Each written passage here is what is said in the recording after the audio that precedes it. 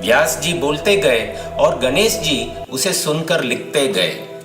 व्यास जी ने गणेश जी का काम आसान नहीं होने दिया। उनके श्लोक गहरे अर्थों और जटिल पहेलियों से भरे हुए थे।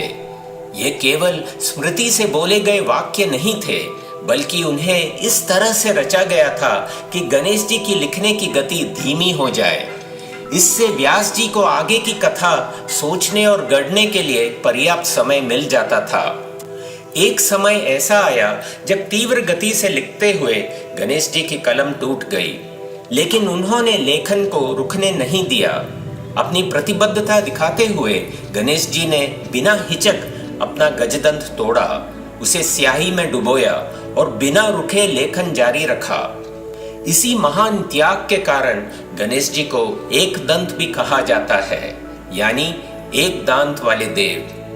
हालांकि यह एक लोकप्रिय कथा है, पर एक बात जो बहुत कम लोग जानते हैं वह यह कि महाभारत के मूल ग्रंथ में गणेश जी का कोई उल्लेख नहीं मिलता।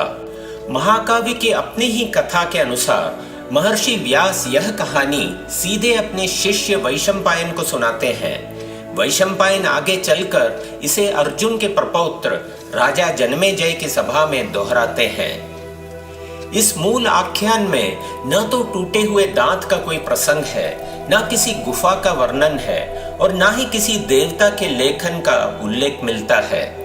यहाँ बस एक समर्पित शिष्य है जो अपने गुरु के प्रत्येक शब्द को स्मरण कर उसे यथावत दोहराता है। यह रोचक प्रसंग पुराणों से आता है, विशेषकर ब्रह्मांड पुराण, पद्म पुराण और शिव पुराण से, जिनकी रचना महाभारत के कई शताब्दियों बाद हुई। इन्हीं पुराणों में गणेश जी एक लेखक के रूप में प्रकट होते हैं। इस प्रकार एक और जहां व्यास जी के पास दिव्य दृष्टि का प्रकाश था, वहीं गणेश जी के पास उस दृष्टि को शब्दों में डालने का अटूट अनुशासन। यहीं से महाभारत की वास्तविक शुरुआत हुई, किसी तलवार के वार से नहीं, बल्कि एक दृढ़ संकल्प से। चाहे कितनी भी कठिनाई आए, हम रुकेंगे नहीं। जो कार्य आरंभ किया है उसे अवश्य पूर्ण करेंगे।